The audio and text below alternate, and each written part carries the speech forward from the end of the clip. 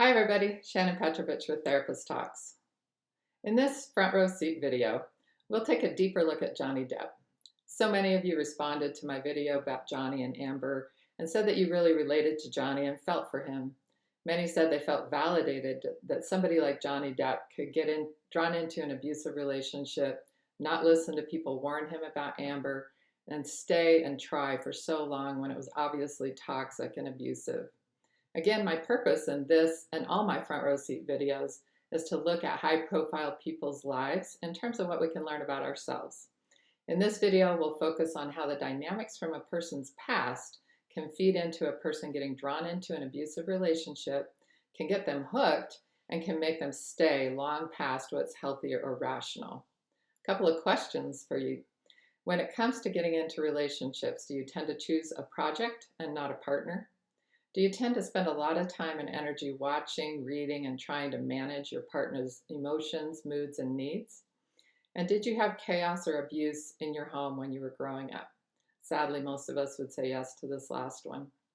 In many of my past videos, we've talked more in depth about these issues, so I also encourage you to look those up. But now let's jump in. In researching Johnny's childhood, we learned that he is the youngest of 4 kids born in a small town in Kentucky. They moved around a lot. One interview he said 20 times, and another interview he said 40 times. And they finally landed in another small town in Florida by the time Johnny was 7. His father was not around much, and his mother was also working double shifts as a waitress to try to hold it all together. All of these details, by the way, are coming from interviews Johnny has done with Rolling Stone, his eulogy at his mother's funeral, and during his recent court hearings. He described his mother as a hellcat, mean but funny. He said his mother gave him irrational beatings and hurled things at him. Maybe, this is a quote, maybe it's an ashtray coming your way, maybe you're going to get clunked with the phone.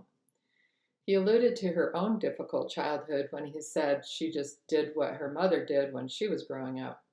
He said his mother was born in an effing holler in eastern Kentucky. Her poor effing A was on phenobarbital at 12 years old. He remembered his mother's struggles to maintain her young family, and after double shifts as a waitress, he would try to care for her. He would rub her feet as she counted out her coins from her tips. Johnny described their home as a ghost house where no one talked, and he believed this upbringing shaped him into more of a nurturing person. He added, I don't think there was ever a way I thought about people, especially women, other than I can fix them. After one of his first big paychecks from acting, he bought his mother a small horse farm to thank her and offer her a more peaceful life. He said, Betty Sue, I worshipped her, but she could be a bitch on wheels. In 2013, she was diagnosed with terminal cancer and briefly got better, but then died 3 years later. At her funeral, he said, my mom was maybe the meanest human being I've ever met in my life. So in these few details, we start to get a picture of young Johnny growing up in a very unstable situation with a primary parent who had addiction issues, could be irrational, violent, throwing things at him, giving him beatings, while she was also the one who worked hard to take care of him and his siblings and obviously loved him. These underpinnings tend to create a great deal of confusion in how we see ourselves and how we go on to create relationships in our adult lives. In fact, it's very common that people with a chaotic relationship history started with chaotic and complex relationships in early childhood. But it's important to understand it's not just what happens to us when we're young, it's how we story it and the roles we decide unconsciously to play. So whatever abuse or chaos happened, each person comes out with their own story and their own unique role, and then they live out those stories and roles in their adult lives until they work them out in therapy. What Johnny is saying is that he lived with a mom who raged violently at him, that she was the meanest human being he'd ever met in his life, and yet she was also the person he relied on for everything, and he worshiped her. We know that throughout his life, he included her in everything and loved her devotedly. In some reports, it even seems that him including her in everything was disruptive to a lot of his relationships with significant others. We see that he subconsciously decided it was his role as a child to care for her. When a child makes these type of stories from a chaotic or abusive childhood, they often grow up to seek and settle into relationships with equally unstable or abusive people. As miserable as that relationship may be, it feels like home. They also have created a set of skills so that they intuitively know how to deal with someone like this. They've spent their entire childhood reading their parents' moods and attitudes, their needs, their wants, and often either meeting those needs or escaping before things blow up. In the audios of Amber and Johnny, this is exactly what he's doing. He's trying to read her, support, and placate her, but then he escapes when she gets violent. A child in an abusive home has spent their time focusing outward instead of inward. They're keenly tuned into those around them instead of their own emotions, needs, or wants. And so they're acutely set up to be self-neglectful, self-destructive, and very codependent. We see Johnny immersed in his addictions, not looking well at all during his relationship with Amber, and taking years to come out of that fog and finally defend himself from her ongoing attacks. Children in abuse have to cope with the wild swings from violence to calm, and they instinctively develop ways to placate, to try to calm that parent. And when they were successful in those rare moments, they feel the closest thing that we can call to love from that parent. They feel needed and cherished for a moment, and so they as adults will confuse love and feeling needed. They tend to get into relationships with the codependency of being able to briefly calm that chaos. When they find a person that they get, that feels like love. And when they can placate and peacekeep and soothe and caretake, then they feel successful and they feel that loving relationship and connection. Even someone who's mean, rageful, and hateful, if they can succeed at that, then they feel a connection. When their parent rages, a child would often feel like a burden or worthless or unlovable. They'll feel like they're the problem, and they internalize a lot of self-loathing. As an adult, they become easily manipulated by a narcissistic or otherwise abusive person. When an abuser wants to control this person as an adult, all they have to do is turn up the anger, devalue them, triggering that person's past, making them feel less than, feel like a burden, feel like the problem. And then they turn on that victim's desire to fix, placate, caretake, and they're back in control in full force. In the audios where Amber is ridiculing, demeaning, raging at, and belittling Johnny for bringing up her assaulting him, he still says, "I love you, I'm all in, I married you thinking that the fighting wouldn't stop, but maybe it would be less." So you can see how he's placating and caretaking her all the time. He brings up how Amber's throwing things, punching him, but he still loves her and he wants to stay married. We can see that he has irrationally been trying to so hard and just getting torn apart by her, and yet he's still trying.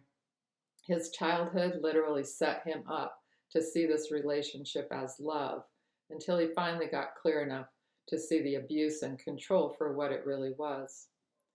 So for a child to carry this chaos and confusion of love and abuse together inside of themselves takes a lot of internal gymnastics. They have to deny their own fear, they have to minimize their own outrage over being treated so poorly, and they have to learn to live in that numbed out place inside. Most children in these chaotic homes learn to numb out externally as well in order to cope. If you look at Shane Dawson, who had an equally abusive childhood, he numbed out with video games and food throughout his early childhood life, and he weighed over 400 pounds by the time he graduated high school. Many kids numb out with teaching themselves to zone out in various ways, or just plain daydreaming to the extreme, while too many people find drugs and alcohol to help them cope. Johnny says he started to experiment with drugs when he took his mother's nerve pill when he was 11. He had started smoking and drinking by age 12, and by 14, he says he had tried every drug known to man. Johnny struggled with alcoholism and addiction for much of his life, but in 2013, he declared that he stopped drinking. when he broke up with his longtime partner, Vanessa, the mother of his kids.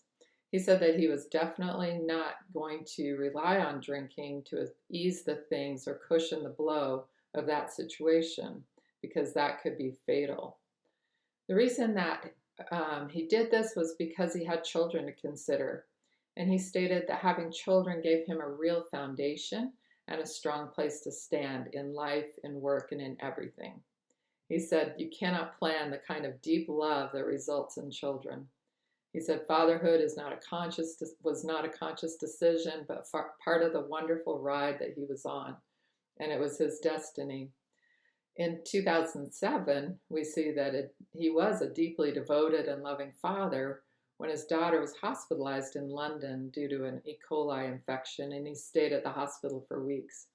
To show his gratitude for her recovery, he visited the hospital dressed in his Captain Jack Sparrow outfit and spent 4 hours reading stories to the kids, and then he donated $1 million to the hospital.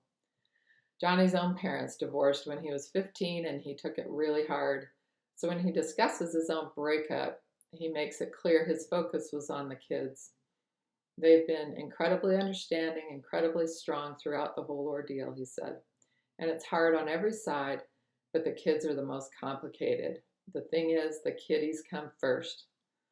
So he said not drinking helped him with allowing him to bite the bullet and deal with real life and deal with it in clarity. He felt it was his duty to be clear and to take them and their coping very seriously. He obviously started drinking and drugging again as soon as he and Amber got together in 2013, just after the breakup. With Amber triggering all these old dynamics that we've been talking about, it's not hard to guess that he would not be handling that relationship sober. So in summary, as we look at how a child internalizes the chaos of instability, the confusion of a raging, violent, addicted, yet hardworking and maybe loving and devoted parent, helps us understand how in our own upbringing that informs our current choices. So again, some questions to ask yourself. Do you tend to connect with someone who is a wreck and who needs you? A project, not a partner. Do you tend to fall into a caretaking, peacekeeping, and placating role? Are you constantly trying to read your partner and manage their moods and emotions? And when you've had a big blowout and things calm down, do you feel a sense of mastery and rightness in that relationship? And finally, does your partner remind you of one of your parents? If you've appreciated this video, please like and subscribe. Please share it on your social media, because you never know when something that you share might help somebody else. Take good care of yourselves, and I'll talk to you again soon.